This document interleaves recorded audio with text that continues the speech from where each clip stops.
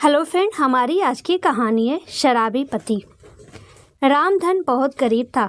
दिन भर मेहनत मजदूरी करके सिर्फ 2 वक्त की रोटी के पैसे ही जुटा पाता था।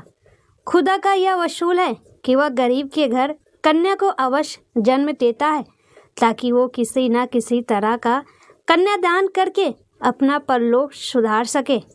कन्यादान महादान माना गया है। जिसके वंश में कन्या जन्म नहीं लेती वह वंश इस महादान से विहीन रह जाता है।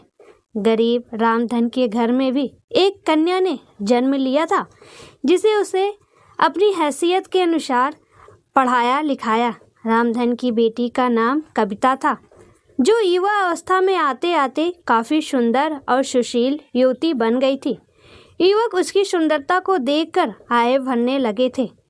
एक दिन रामधन के मित्र गोपाल ने उनसे कहा, मित्र, अब तुम्हारी पुत्री कविता भी विवाह योग्य हो गई है। लड़की पराया धन होती है और पराया धन अपने पास ज़्यादा समय तक नहीं रखना चाहिए। चोर लुटेरे सड़े आम घूमते फिरते हैं, इसलिए अपनी पुत्री कविता का विवाह योग वर देखकर जितनी जल्दी हो सके संपन्न कर दो।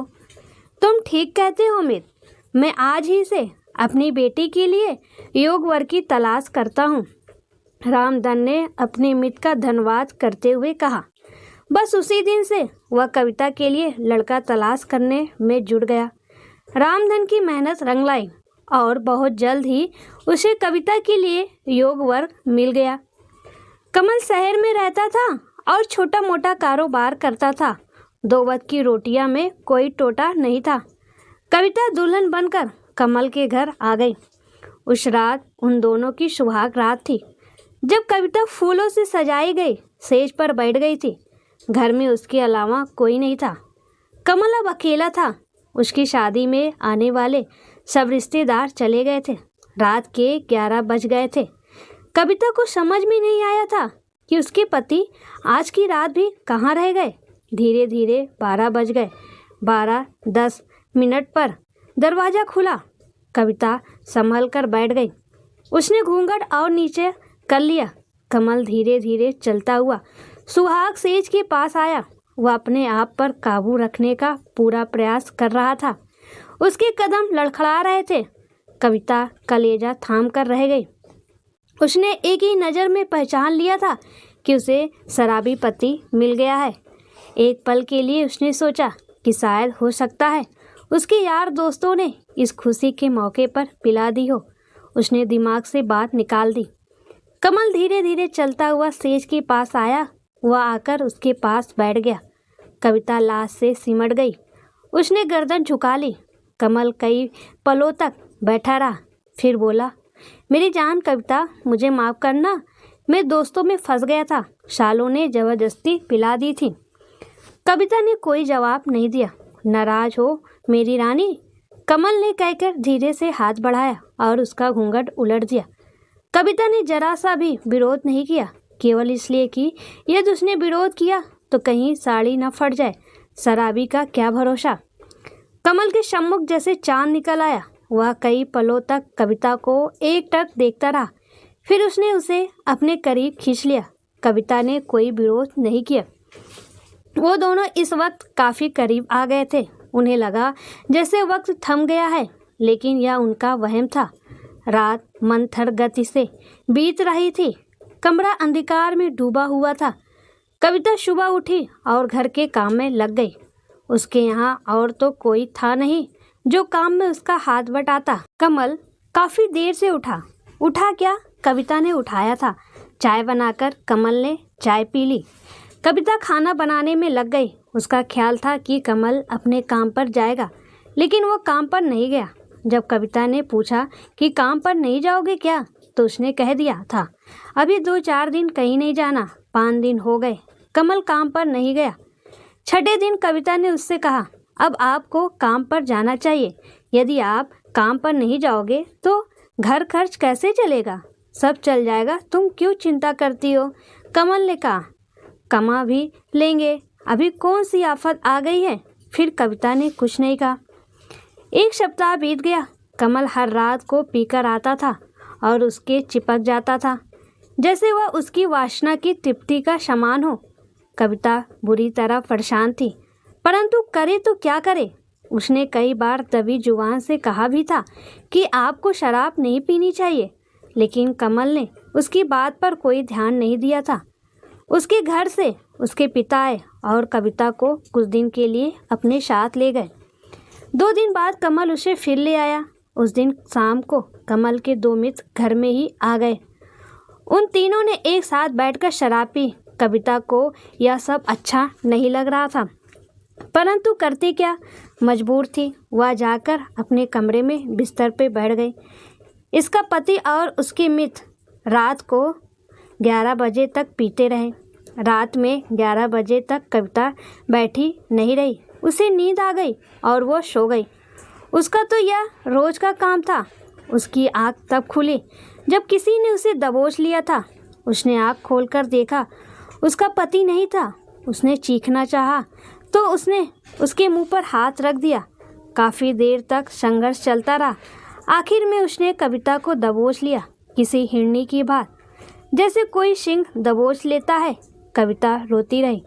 वह उसके चुंगल में कसमसाती रही और उसकी इज्जत लुटती रही थी। वह सोच रही थी कि उसका पति किस काम का, जिसे इस बात का भी ज्ञान नहीं कि उसकी पत्नी के साथ क्या हो रहा है। उसके पति का वह साथी अपनी मनमानी करके चला गया। रात के करीब 3 बजे उसका पति कमल उसके पास लड़खड़ाते हुए कदमों से आया। उसने कविता को छूना चाहा तो उसने उसे दूसरी ओर धकेल दिया। वह पलंग से नीचे गिर पड़ा। बेशरम, तुम्हें डूब मरना चाहिए, कविता ने पागलों की समान चीखते हुए कहा। क्यों, क्या हुआ? यह तुम पूछते हो, क्या हुआ? कविता ने उसी तरह चीख कर कहा। जिन्हें तुम अपना दोस्त कहते हो, जिनके साथ तुम शराब पीते हो, जानते हो उनमें से एक ने क्या किया? क्या किया? उसने मेरी इज्जत लूट ली। हाँ हाँ, अच्छा तो तुम इस वजह से नाराज हो? अरे रानी, कोई बात नहीं, वह बहुत पैसे वाला है, उसके आने से मुझे कोई एतराज़ नहीं है। कमल ने एक जोरदार ठहाका लगाते हुए कहा। ओह हाँ रानी, अब हर बात कविता की समझ में आ चुकी थी। वह समझ गई थी कि उसको उसके पास भेजने वाला उसका अपना पति ही था। गलानी से उसका मन भर गया। वह सोचने लगी कि उसे कैसा पति मिला जिसे ना अपनी इज्जत का ध्यान, न अपनी पत्नी का। वह उसकी कमाई खाना चाहता है, गंदी कमाई। उसे तो बहुत पहले समझ लेना चाहिए था। जो पति अपनी रोजी रोटी के लिए सतर्क नहीं हो सकता, वह अपनी पत्नी के प्रति क्या सतर्क रहेगा। उफ, कविता दूसरी ओर करवट लेकर सो गई। उसने कमल को अपने तन पर हाथ तक नहीं लगाने दिया था। दूसरे दिन भी उसने कमल से कोई बात नहीं की और कमल वह सोच रहा था कि कोई बात नहीं, ना बोली ना सही, धीरे धीरे सब कुछ बर्दाश्त करने की आदत पड़ जाएगी। रात को जिस समय कमल शराब पीकर कमरे में आया, उस समय कविता अपनी किस्मत पे रो रही थी कि उसने पिछले जन्म में कौन सा पाप किया था कि उसको कमल जैसा पति मिला, जिसे उसकी इज्जत का कोई ख्याल नहीं है और अपने हाथों से अपनी पत्नी को दूसरों को सौंप रहा है। जबकि मर्द तो ऐसे होते हैं कि कोई उनकी पत्नी की ओर नज़र भरकर देख भी ले तो वह मरने मारने को तैयार हो जाते हैं। किस बात का पति है वह उसका? क्या केवल नाम का, या उसके द्वारा वह स्वयं धन पैदा करना चाहता है? गलानी से बुरी तरह मन भर गया उसका। कमल ने कविता को हाथ लगाया। कविता ने उसका हाथ झटक दिया और कहा, तुम्हें मेरे जिस्म पर हाथ लगाने का कोई अधिकार नहीं है। क्यों? उसने कहा, तुम मेरी पत्नी हो। किस बात की पति हो तुम? कविता ने कहा, क्या केवल इस बात की कि तुम मंजरा पान करके आओ और मेरे तन से खेलो? पति कैसे होते हैं, उनका क्या कर्तव्य होता है जानते हो तुम? पति वो होते हैं जो कमा कर लाए और अपने घर का खर्च चलाएं। पत्नी यदि गलत रास्ते पर जाती नजर आए तो उसे खूब डांटे। तुम्हारी तरह के पति नहीं होते जो नोटों के लिए अपनी पत्नी को दूसरे को सौंप देते हैं। सच तो ये है कि तुम्हें तो डूब मरना चाहिए। तुमने तो दुनिया भर के शौहरों को बदनाम कर डाला है। तुम मेरे पति नहीं हो सकते। गर्म गोश्त के व्यापारी जरूर हो सकते हो जो पैसों के खातिर अपनी बीवी से धंधा कराते हैं। कमल ने कुछ नहीं कहा, वो बस उसी तरह से छेड़छाड़ करता रहा। काफ़ी देर बाद बोला, कविता तुम क्यों परेशान हो? औरत को डर तो अपने पति का ही होता है ना। जब मुझे कोई इतराज़ नहीं तो तुम क्यों चिंता करती हो? खाओ पियो मौज करो। क्या कहूँ तुम्हें? क्रोधित कविता बोली। कोई उचित शब्द नज़र नहीं आ रहा। हाँ, यदि तुम्हारे स्थान पर मैं होती और मेरे स्थान पे तुम होते तो अब तक तुम्हारी इस नीच और जलील दोस्त की गर्दन कमल कर चुकी होती और स्वयं अपने को गोली मार ली होती। इस संसार में केवल इज्जत ही बची है और यदि वो भी समाप्त हो गई तो फिर बचा क्या? ओ हाँ, कविता ने कहा। सुनो कमल, वैसे तो मेरी नज़रों में अब तुम्हारी कोई इज्जत नहीं रह गई, लेकिन फिर भी एक बात याद रखना, इस तरह की हरकत मेरे साथ कराने का प्रयास भूल कर भी न करना। यदि ऐसी घिनौनी हरकत तुमने फिर की तो मैं अपने आप को समाप्त कर दूंगी। कविता, ये क्या तुम पागलों जैसी बातें कर रही हो? उसने कहा। नारी का फर्ज है कि वो अपने पति का कहना माने, चाहे वह उससे पैसा ही क्यों ना कराने की पेशकश करे। हाँ, अगर तुम्हारे जैसे विचार हैं तो तुम किसी और के साथ शादी कर लो और उससे ये सब कराना। मैं कल ही अपने घर चली जाऊंगी और तुम्हें तलाक दे दूंगी। इस तरह का नरक समान जीवन कम से कम मुझे तो बर्दाश्त नहीं है। क्यों पागल हो रही हो कविता? कमल ने कहा। मैं कौन सा तुमसे रोज़ किसी का बिस्तर गर्म करने को कह रहा हूँ? कभी कभार कोई आ गया तो ठीक है, नहीं तो नहीं। तुम क्या समझते हो मुझे? उसने कहा। मैं कोई वेश्या हूँ जो अपने तन का सौदा करके तुम्हारा पेट भरूंगी? अरे अगर तुम कमा नहीं सकते तो डूब मरो या घर में चूड़ियाँ पहनकर बैठ जाओ। नारी तो पुरुष की इज्जत होती है। किसी ने कहा है, नारी शरबत पूज्यते। कहते कहते कविता हाफने लगी और कुछ देर खामोश रहने के बाद उसने कहा, तुम इन सब बातों को तभी समझ सकते हो जब तुम्हें अपनी इज्जत का ख्याल हो। तुमने तो ये अंगूर की बोतल ऐसे गले लगा रखी है जिसने तुम्हारे सोचने समझने की शक्ति को समाप्त कर दिया है। अगर तुम में थोड़ी बहुत भी बुद्धि है तो इस शराब को छोड़ो और अपना काम करो। शराब पीने वालों का यही हाल होता है, उनके घर बर्बाद हो जाते हैं। सच यही है, शराब आदमी को सोचने समझने की शक्ति को समाप्त कर देती है। कमल ने उसके बाद कुछ नहीं कहा। वह दूसरी ओर करवट लेकर सो गया। कविता भी करवट लेकर लेटी रही। कविता ने इस बात का पक्का निश्चय कर लिया था कि यदि इस बार उसके पति ने इस प्रकार की हरकत कराने की कोशिश की तो वह अपनी जान दे देगी। 15 दिन गुजर गए, कोई बात नहीं हुई। कमल ने काम पर जाना प्रारंभ कर दिया था, लेकिन उसने शराब पीना बंद नहीं की थी। कविता ने उससे बोलना शुरू कर दिया था। उसने सोचा था कि शायद उस दिन की बातों का उस पर असर हो गया है और वह सीधी राह पर आ गया है।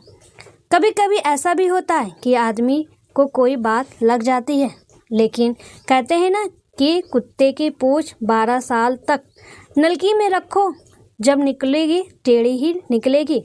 कमल ने यह देखने के लिए कि अब वह क्या करती है, उस रात को फिर उसने अपने एक साथी को कविता के कमरे में भेज दिया।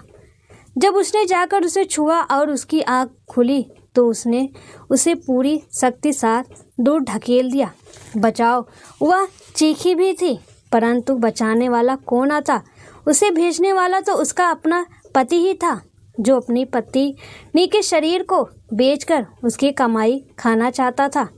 पुरुष के समक्ष नारी कमज़ोर होती है। उसने उसे दबोच लिया और अपनी इच्छा पूरी कर ली। हवस पूरी करने के बाद वो कमरे से निकल गया।